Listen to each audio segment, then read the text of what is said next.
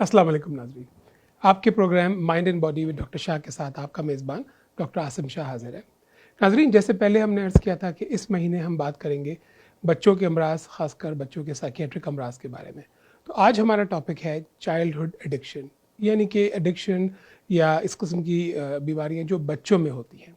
एक common concept ये है कि बच्चों में एडिक्शन नहीं होती, ख़ासकर हमारे देसी बच्चे एडिक्शन का शिकार नहीं होते। अगर आप एडिक्शन की बात करें तो हम बात कर रहे हैं एल्कोहल यूज़ की या marijuana यूज़ की, जिसको हम वीड भी कहते हैं, या आजकल जो बहुत कॉमन है ख़ासकर यहाँ पे स्कूलों में वेपिंग, जिसके बारे में भी हम बात करेंगे। तो ये सब चीज़ें हैं। एक मोहतात अंदाजे के मुताबिक तकरीबन 50% एडिक्शन बच्चों ही में शुरू होती हैं, 14 साल 15 साल की उम्र में, और फिर आगे ये आदतें चलती हैं। एक और स्टडी ये कहती है कि अगर माँ बाप नशा कर रहे हैं तो बच्चे में ज़्यादा चांस होता है नशे का या एडिक्शन का। तो हम बात करेंगे इन सब के बारे में आज। पहले मैं आपको अपने गेस्ट से इंट्रोड्यूस कराता चलूँ। अस्सलाम वालेकुम। हमारे गेस्ट हैं आज नाजरीन डॉक्टर शकील रज़ा, जो कि टेक्सास बिहेवियर हेल्थ के समझे सीईओ और मेडिकल डायरेक्टर हैं। पहले भी हमारे प्रोग्राम में आ चुके हैं, बात कर चुके हैं, और अभी इनसे नाजरीन बात हो रही थी वक्फे से पहले या प्रोग्राम शुरू होने से पहले। तो माशाल्लाह 5 बोर्ड इन्होंने किए हुए हैं, जिसमें adult psychiatry, child psychiatry, addiction psychiatry, obesity और स्लीप। तो माशाल्लाह this is a very very rare thing. तो very very qualified guest, very qualified person, so thank you for coming. पहले तो ये बताएं शकील कि जो एक कंसेप्ट है हमारी कम्युनिटी में ख़ासकर कि बच्चे जो हैं वो एडिक्शन उनमें नहीं होती, और दो कंसेप्ट है, एक तो ये कि एडिक्शन बच्चों में नहीं होती, और दूसरा ये कि देसियों में एडिक्शन नहीं होती। तो ज़रा इस बारे में आप कुछ बताएं। बहुत अच्छा सवाल किया आपने। जैसा कि आपने शुरू में इंट्रोडक्शन में फरमाया था कि एडिक्शन जो है वो चाइल्ड पीडियाट्रिक डिजीज़ है, ये बचपने में शुरू होती है। बिल्कुल। अगर आप 10 एडल्ट्स लें जिनको एडिक्शन है, तो उसमें से 9 जो होंगे इंडिविजुअल, उन्होंने एडिक्शन बिफोर एज 14 शुरू की होगी। तो मैं आपको नाजरीन को ये भी बताते चलूँ कि ये एज जो होती है, टीन एज और चाइल्ड और एडोलेसेंट, ये बहुत ही वल्नरेबल पीरियड होता है।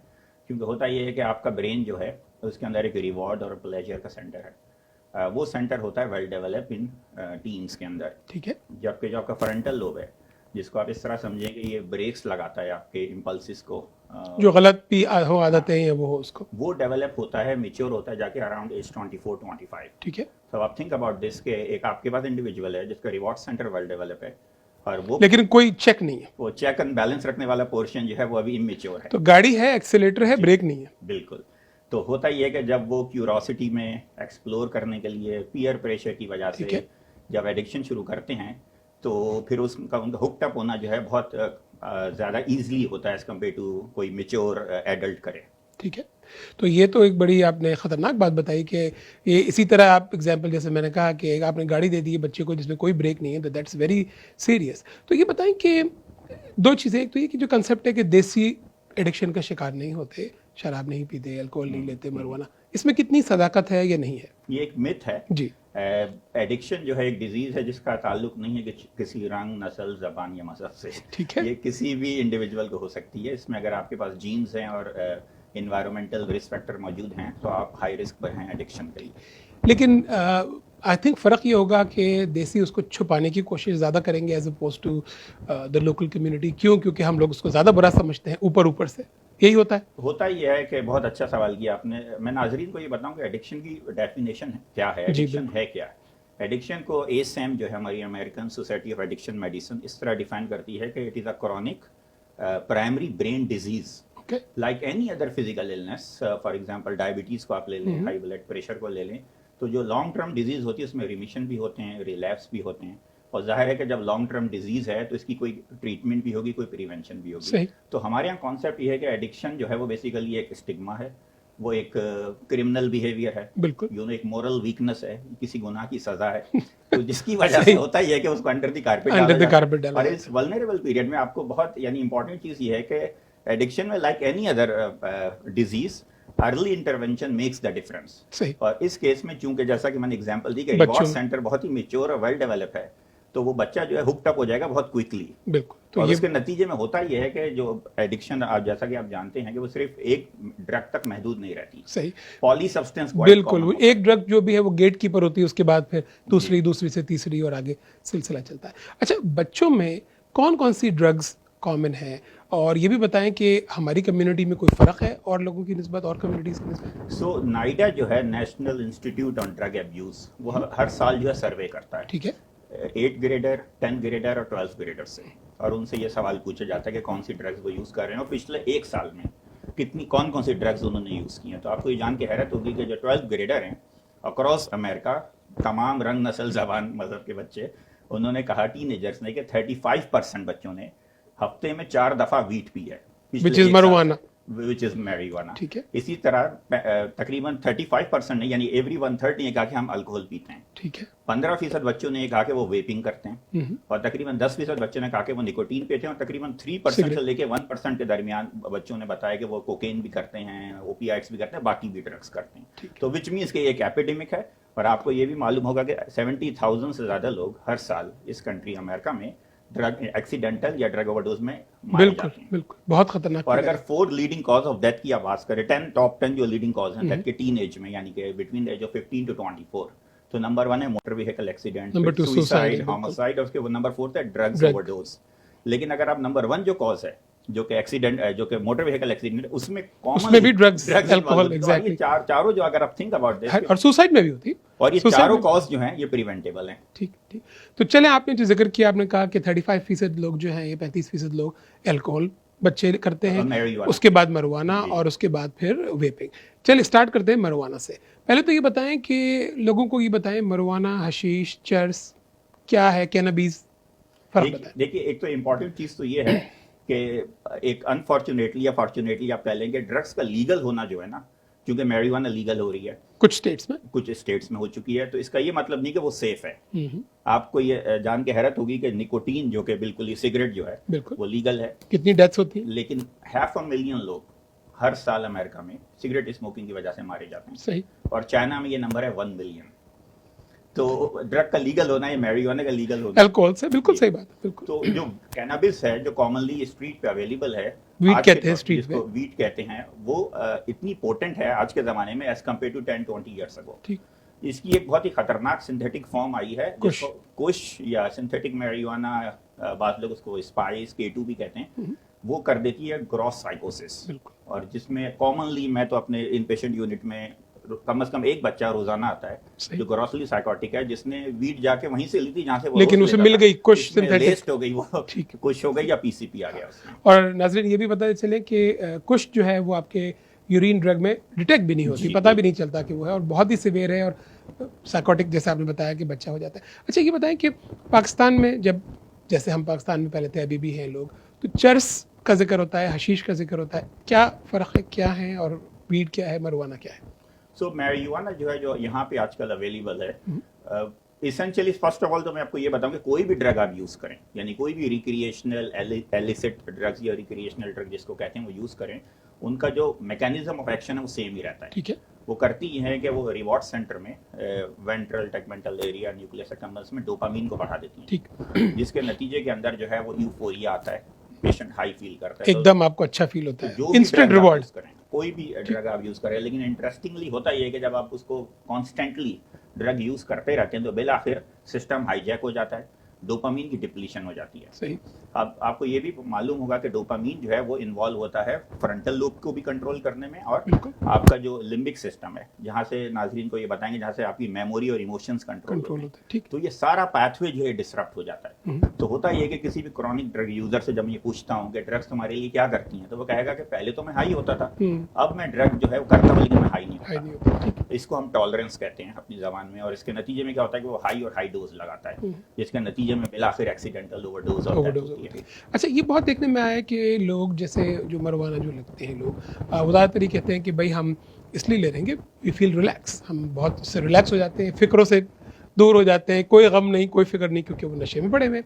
और फिर एक पॉपुलेशन वो है जो कि मरवाना, वीड ले रही है, जो कि कहती है कि जी दर्द के लिए, पेन के लिए ले रहे हैं, जैसे कई स्टेट्स में लीगल भी है पेन के लिए। और फिर एक और पॉपुलेशन है जो ग्लाकोमा के लिए लेती है, आंखों के लिए। तो ये काफ़ी पॉपुलेशन है। लेकिन देखने में आया है कि जो कम से कम जो मैं देखता हूँ वो ये कि मरवाना का सबसे बुरा साइड इफ़ेक्ट बच्चों में वो मोटिवेशनल सिंड्रोम मैं देखता हूँ, वो ये कि लेके वो इतने रिलैक्स हो जाते हैं कि they don't care about anything, like क्योंकि मेरे हिसाब से तो थोड़ा सा स्ट्रेस बहुत ज़रूरी है लाइफ जी, के लिए। बिल्कुल। आपको ये फिक्र होगी कि मेरे ग्रेड कैसे आएंगे, मैं क्या करूंगा, तो आप कुछ परफॉर्म भी करेंगे। जी, जी। अगर आप इतने रिलैक्स हो गए तो क्या करेंगे आप, राइट? हाँ, और होता ये है कि आपने बहुत अच्छी एक पॉइंट उठाया। होता ये है कि जो अभी एक स्टडी आई है मैरिजुआना के हवाले से, बिफोर एज 16 अगर आप कैनबिस यूज़ करेंगे तो जी। आपका ब्रेन जो है वो स्मॉलर होगा एज कम्पेयर टू वो जो यूज़ नहीं कर तो वो रहा है। आपके सारी जिंदगी के लिए स्मॉल हो गया। तो वो जो स्ट्रक्चरल डैमेज होता है ब्रेन में इन 3 पैथवेज के अंदर ओवरऑल, वो लाइफ लॉन्ग होता है फिर।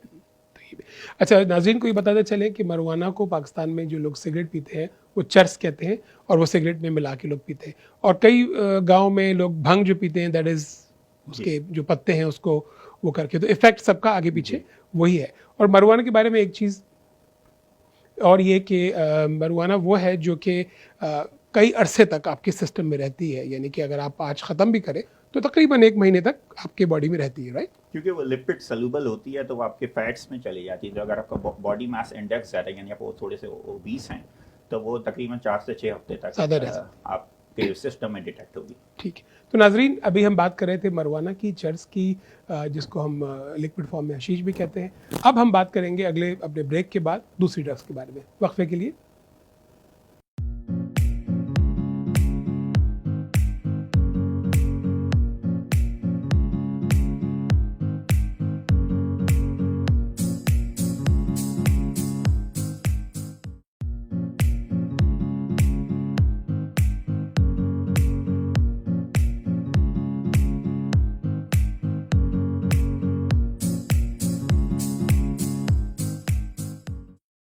वेलकम बैक नाजरीन। वक्फे से पहले हम बात कर रहे थे मरुआना की, चर्स की।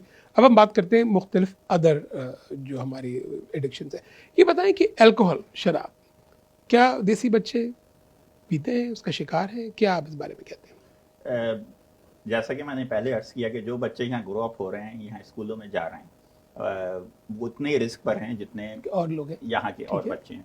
तो हमारी देसी कम्युनिटीज़ में एक प्रॉब्लम ये होता है कि जब मैं पेरेंट्स से बात करता हूँ तो वो कहते हैं इसको अंडर द कारपेट कर दो, या वो कहते हैं हम कॉर्पोरल पनिशमेंट करेंगे, या कोई हमें रिलीजियस लेक्चर देंगे।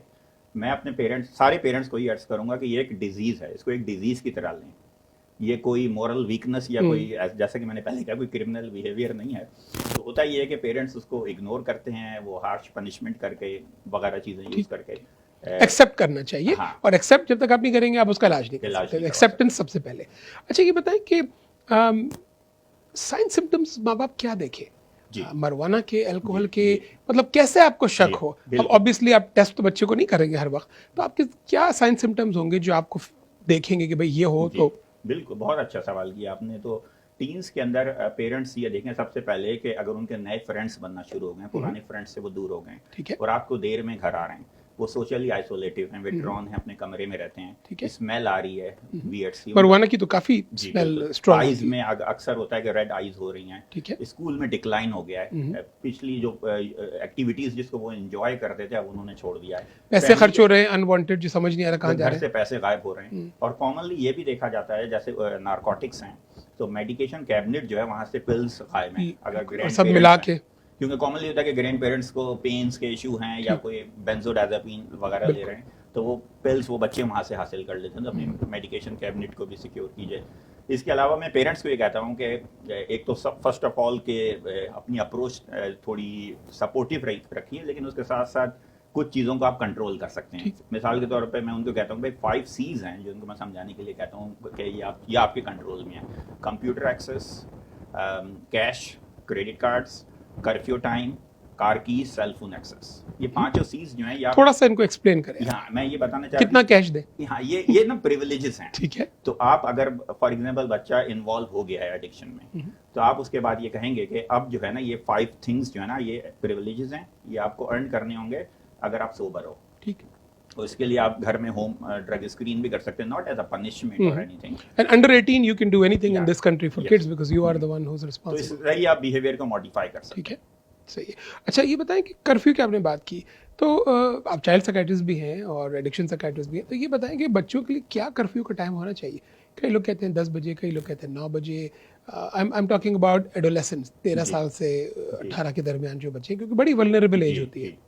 तो देखिए इस एज के अंदर जो स्लीप है, कम से कम आपको 9 to 10 आवर्स की स्लीप चाहिए, ठीक है। तो डिपेंडिंग ऑन कितने बजे आपका बच्चा सो के उठता है क्योंकि उसको स्कूल जाना है, तो आप वो टाइम सेट कर सकते हैं। Okay. तो अराउंड 8 बिटवीन 8 to 9 जो है 10 से पहले 10 से डेफिनेटली 10 से पहले। ओके। अच्छा, अब हम बात करते हैं थोड़ी सी वेपिंग के बारे में, क्योंकि हमने बात की बच्चे जी। marijuana ले सकते हैं, बच्चे अल्कोहल ले सकते हैं, हमने उनके साइन सिम्टम के बारे में बात की, और अगर ये भी है कि पेरेंट्स ले रहे हैं कोई ड्रग तो घर में मौजूद होगी, तो obviously they can use it also. फिर ये कि आजकल जो एक नई वबा देखने में आ रही है स्कूलों में, वो वेपिंग है, जिसको कि हम इलेक्ट्रिक सिगरेट भी कहते हैं और उस तरह से, और कई लोग ये समझते हैं, अभी हम ही थोड़ी देर पहले ही एक साहब से बात कर रहे थे जो इलेक्ट्रिक स्मोकिंग कर रहे थे, और वो कहते हैं कि जी इट्स फाइन। तो आप इसके बारे में बताएं कि क्या है और इसके क्या नुकसान है। देखिए, वेपिंग जो है ना एक बहुत ही एडवांस टेक्नोलॉजी है। ठीक है, इसके अच्छी टेक्नोलॉजी, बुरी?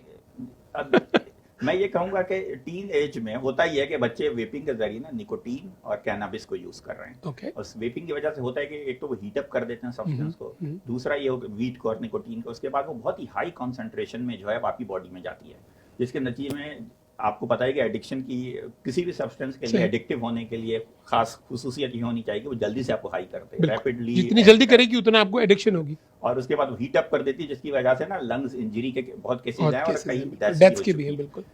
तो ये बिल्कुल भी सेफ नहीं है, और अब तो इस पे बात काम हो रहा है कि इसको मोस्ट लाइकली प्रोहिबिट किया जाए, बैन किया जाए। तो आजकल जो बच्चे वेपिंग कर रहे हैं वो सिर्फ वेपिंग नहीं कर रहे, वो उसमें निकोटीन और कैनाबिस कॉमनली यूज होती है, 50% 12 ग्रेडर कर रहा है। अच्छा, तो वो भी इसमें यूज होती है, तो इट्स नॉट द सेम के वो। अच्छा, और एक और चीज़ ये कि देखने में आया है कि कई रेस्टोरेंट्स हैं हमारे शहर में ही हैं, पाकिस्तान में भी हैं, हुक्का बार्स, जिनमें वो शीशा जिसे आप कहते हैं या हुक्का कहते हैं, उसके बारे में आप बताएं कि वो क्या है। वो कहते हैं नहीं, ये तो सेफ है। देखिए, कोई भी फर्स्ट ऑफ ऑल अगर आप ओनर हैं और आप चाहते हैं आपका बिजनेस चले, तो आपकी इंटेंशन ये होगी कि कोई ऐसी चीज सेल करें जिसमें एडिक्शन हो, तो लोग बार बार आए। तो उसमें निकोटीन है, कभी वीड होती है, कभी सीबीडी वो डाल देते हैं, तो कोई ना कोई ऐसी चीज मौजूद है जो कि आपको हुक्ड अप करती है, जब तो आप दोबारा आएंगे। ठीक, तो इस ये भी कहने में आया कि जो शीशा है या वो है, उसकी जो पोटेंसी है वो काफ़ी ज़्यादा हो जाती है, और that's also very dangerous, right? बिल्कुल बिल्कुल। अच्छा, एक चीज़ और इसमें ये बताएं कि मैं जो देखता हूँ कम अज़ कम हुक्के में या शीशे में या उसमें, कि पीपल डोंट क्लीन द जो आपके टिप मुंह में जाती है, तो वही टिप कई लोग यूज़ कर रहे हैं, may be they change it every day और समथिंग, बट स्टिल उसके बावजूद बहुत से, तो उससे भी सेहत के मुज़र असरात हो सकते हैं। ठीक है। अच्छा, ये जो हुक्का है, इससे जो पाकिस्तान में हम यूज़ करते थे, हम तो नहीं लेकिन दूसरे बड़े बूढ़े चिल्लम जिसे कहते थे, उसमें और उसमें कुछ फर्क है या वही चीज़ है? जाहिर है कि वक्त के साथ साथ मॉडर्न हो गया, बढ़ती जाती है और वो हाईली एडिक्टिव होता जाता है। ठीक है, ठीक, ओके। आजकल एक और चीज़ बहुत आ रही है, वो है सीबीडी। सीबीडी ऑयल है, सीबीडी, थोड़ा उसके बारे में बताएं कि सीबीडी है क्या और सही है नहीं है। सो कैनाबिस जो है हमारी, जिसको marijuana कहते हैं, उसका जो एडिक्टिव कंपोनेंट है उसको THC होता है, उसके ठीक है, टेट्राहाइड्रोकैनाबिनॉल होता है। CBD जो है वो इतना एडिक्टिव नहीं है, उसके कुछ के बेनिफिट्स हैं, ठीक है, लेकिन आजकल रिक्रिएशनल यूज के लिए आपने देखा होगा जगह जगह उन्होंने खोल लिया है। लेकिन किस फॉर्म में मिलता है आजकल? CBD जो है वो ऑयल के फॉर्म में भी आजकल दस्तयाब हो रहा है। बॉटम लाइन ये है कि जो भी चीज आप यूज करेंगे, अल्टीमेटली वो एक ओपन करेगा डोर आपके लिए कि आप जंप करें समथिंग एल्स। ओके, तो सीबीडी भी जो है वो इट्स नॉट वो एडिक्टिव बहुत ही मिनिमम है, लेकिन एडिक्टिव है कब है? ठीक है, अगर किसी को पेन है वो सीबीडी ऑयल लगा सकते हैं, ले सकते हैं? देखिए, जो मेडिसिनल मैरिजुआना है ना, वो सिर्फ यहाँ तो हमारे टेक्सास में तो अभी नहीं है, लेकिन जिन स्टेट्स में हो चुकी है, वो अंडर द डॉक्टर सुपरविजन में आप ले सकते हैं। आप अपनी तरफ से नहीं, खुद जाके नहीं ले सकते, खुद डॉक्टर। लेकिन सीबीडी तो लोग ले सकते हैं अभी भी, सीबीडी ऑयल तो हाँ, वो अवेलेबल क्योंकि वो लोग पोटेंसी है। ठीक, अच्छा, सिगरेट स्मोकिंग भी ऑब्वियसली एडिक्शन है, और nicotine actually one of the most highly addictive substance है। एविडेंस ये बताता है कि अगर टीन एज में आप स्मोकिंग आपने शुरू की है, तो हर 4 में से एक बच्चा, अगर 4 बच्चों ने स्मोकिंग किया तो एक हुक्ड अप हो जाएगा। 25% एडिक्शन का रिस्क है, वो स्मोकर बन जाएगा। आप हमारी पॉपुलेशन में साउथ ईस्ट एशियन में क्या देखते हैं कि कौन सी एडिक्शन ज्यादा नजर आती है? वेपिंग, marijuana, अल्कोहल, सिगरेट, क्या नजर आता है? मोस्ट कॉमन तो marijuana ही है एज ए होल, जैसा कि आपने बताया। इसके अलावा अल्कोहल भी है, स्टिमुलेंट्स भी हैं, कोकेन है फॉर एग्जांपल, नारकोटिक्स भी हैं। तो होता ये है कि अगर आपको कोई मेंटल हेल्थ कंडीशन है जो कि को एग्जिस्ट, ड्यूअल डायग्नोसिस की आपको पता है कि हम बात करते हैं, तो उसको सेल्फ मेडिकेट करने के लिए क्योंकि हमारे देसी कम्युनिटी में ये होता है कि बिल्कुल भी बिलीफ नहीं है मेंटल इलनेस पे, राइट, बहुत कम है। उसके नतीजे में बच्चे, इसीलिए हम ये प्रोग्राम कर रहे हैं ताकि तो लोगों को कुछ अंदाजा हो। तो बच्चे जिनको एंजाइटी, डिप्रेशन या और मेंटल हेल्थ इश्यूज होते हैं, फिर वो सेल्फ मेडिकेट करते हैं। ठीक है, चलिए अब हमने ये बात कर ली, प्रोग्राम क्योंकि ख़त्म होने की तरफ जा रहा है, हमने इलनेसेस की बात की, मुख्तलिफ एडिक्शंस की, करे क्या, ट्रीटमेंट क्या करें जब पेरेंट्स को या केयर गिवर को या बहन भाई को पता चले कि जी कोई आदमी अल्कोहल या मरवाना या कुछ वेपिंग कर रहा है, क्या करना चाहिए? जी, तो ये बहुत अच्छा सवाल किया आपने। देखें, कुछ ड्रग्स ऐसी हैं कि जिनको आप एब्रप्टली अगर रोकेंगे तो सिग्निफिकेंट विड्रॉल होगा। ठीक है, मिसाल के तौर पे अल्कोहल है, बेंजोडाइजापीन्स है, नारकोटिक्स हैं। ठीक है। तो पहले हमें करना होगा मेडिकल डिटॉक्स। ठीक है, उसके लिए तो हमें वो डॉक्टर के अंडर सुपरविजन, डॉक्टर के पास जाएंगे, हो सकता है कि आपका डॉक्टर एडवाइस करे कि एडमिट inpatient। कर लें। ठीक, तो वो डिटॉक्स करने के बाद ग्रेजुअली उस ड्रग्स के साइड इफेक्ट्स को डील ठीक, करने के बाद ठीक। आप आउट पेशेंट में भी ट्रीटमेंट कर सकते हैं, आप इन पेशेंट में, लेकिन शुरू में rehab कुछ दिन करते हैं। प्रॉबेबली आपको इनपेशेंट करना तो पड़ेगा। रिहैब करते हैं। इसके अलावा कॉग्निटिव बिहेवियरल थेरेपी होती है, कंटिजेंसी मैनेजमेंट एक ट्रीटमेंट है, कोकेन एडिक्शन में बहुत इफेक्टिव है। मेडिकेशन असिस्टेड ट्रीटमेंट है जो कि बहुत ही हाईली बिल्कुल। इफेक्टिव है नारकोटिक्स के, हेरोइन एडिक्शन में, बिल्कुल, सुबॉक्सोन है। सुबॉक्सोन वगैरह है जैसे। ठीक, अच्छा, वेपिंग के लिए क्या करें लोग? उसके लिए कोई चीज़ तो नहीं है, और अभी तक कई लोग समझते हैं वेपिंग तो आर्टिफिशियल है, और ये अगर वेपिंग में आप निकोटीन यूज कर रहे हैं तो आपको पता है कि निकोटीन रिप्लेसमेंट थेरेपीज आती हैं। ठीक है। निकोटीन का पैच है, पैच गम आता है, है, चेंटेक्स कुछ आती है, इस तरह की मेडिकेशन आप यूज कर सकते हैं। इसके अलावा सपोर्ट ग्रुप भी होते हैं निकोटीन सेसेशन के लिए, जिसमें आप जा सकते हैं। और वेपिंग तो बड़ों में भी आजकल नजर आ रही है, लेकिन बच्चों में ज़्यादा नजर आ रही है। अच्छा, अब ये बताएं कि ये सारी जो ट्रीटमेंट्स हैं, बच्चे क्या एक्सेप्ट करते हैं थेरेपी? बच्चे जो हैं वो आसानी से मान जाते हैं? और अगर नहीं मानते हैं तो आपने तो 5 C's बताया कि आप लिमिट सेटिंग करें, लेकिन लिमिट सेटिंग हर माँ बाप नहीं कर पाता, हमारी प्रॉब्लम है, वो उनकी नहीं है। तो क्या बच्चे इजीली एक्सेप्ट करते हैं ये ट्रीटमेंट? देखिए, जो आपको पता होगा कि जो बिहेवियरल चेंज का मॉडल है, जिसमें 6 स्टेजेस से कोई भी शख्स उतरता, कोई भी बिहेवियर हो, मैं जैसे चाय ज़्यादा पीता हूँ, अगर आप मुझे ये कहेंगे चाय रोक दो आज, और मैं तो डिनाइल में हूँ, जो प्री कंटेम्पलेशन, नहीं, हम आपको चाय आज दोबारा देंगे, तो मेरे नज़दीक ये चाय पीना कोई प्रॉब्लम नहीं है। ठीक है ना? तो अब आपका गोल ये है कि मैं क्विट कर दूं। सही। तो ये अप्रोच काम नहीं करती। जैसा कि मैंने बताया कि एडिक्शन में हम ये कहते हैं कि relapse is the rule rather than exception, और relapse is not a failure. Relapse means कि आप लर्न करते हैं व्हाट वेंट रॉन्ग और आपको फ्यूचर में क्या करना है। तो कोई भी आप इवन सिगरेट स्मोकिंग क्विट करने की बात करें, एविडेंस ये बताता है कि 8 to 10 टाइम्स एक स्मोकर क्विट करने की कोशिश करता है, फिर उसको रिलैप्स होता है। आप उसके बाद जो है वो जाके रिमिशन आता है। तो पेरेंट्स को मैं ये कहता हूँ कि अपनी रीजनेबल एक्सपेक्टेशन बनाएं। आप ये ना कहेंगे क्विट करो, एकदम नहीं हो पाता। तो उसके लिए आप, इट्स अ प्रोसेस, तो एक प्रोसेस से आपको गुजरना पड़ेगा। एडिक्शन एक लर्न बिहेवियर है, और ये धीरे धीरे इसकी लर्निंग जो है आप उसको अनडू कर सकते हैं। अगर आप थोड़ा कम भी कर रहे हैं तो आहिस्ता आहिस्ता आप उसको। हमारे एक बहुत अच्छे दोस्त हैं, डॉक्टर हैं कम्युनिटी में, और वो सिगरेट पीते हैं खुद और ऑन्कोलॉजिस्ट हैं, और उनको हम सब बहुत पीछे पड़ते हैं कि आप बंद करें, लेकिन वो नहीं कर पाते हैं क्योंकि वो वही बात है कि एडिक्शन में आती है। ठीक है, बहुत शुक्रिया, बहुत दिलचस्प बात हुई। नाजरीन, आज हमने एडिक्शन के बारे में बात की, हमने बात की मरवाना के बारे में, अल्कोहल के बारे में, वेपिंग के बारे में, हमने बात की सिगरेट स्मोकिंग के बारे में, और हमने बात की स्टिमुलेंट अब्यूज़ के बारे में भी। सबसे पहले हमें ये ख्याल रखना चाहिए नाजरीन कि एडिक्शन जो है, जैसे डॉक्टर शकील ने कहा, किसी रंग और मज़हब से हट के नहीं है, हर एक को हो सकती है, पाकिस्तानी में भी होती है, इंडियन में भी होती है, हर माशरे में होती है। हमारा फ़र्ज़ है कि हम इसको रिकग्नाइज़ करें, हमारा फ़र्ज़ है कि रिकग्नाइज़ करने के बाद हम इसका ट्रीटमेंट करवाएं, और बच्चों को पनिश ना करें, कॉर्पोरल पनिशमेंट ना दें, लेकिन कोशिश करें कि उनकी हेल्प करें, because it is a disorder. अगले प्रोग्राम तक के लिए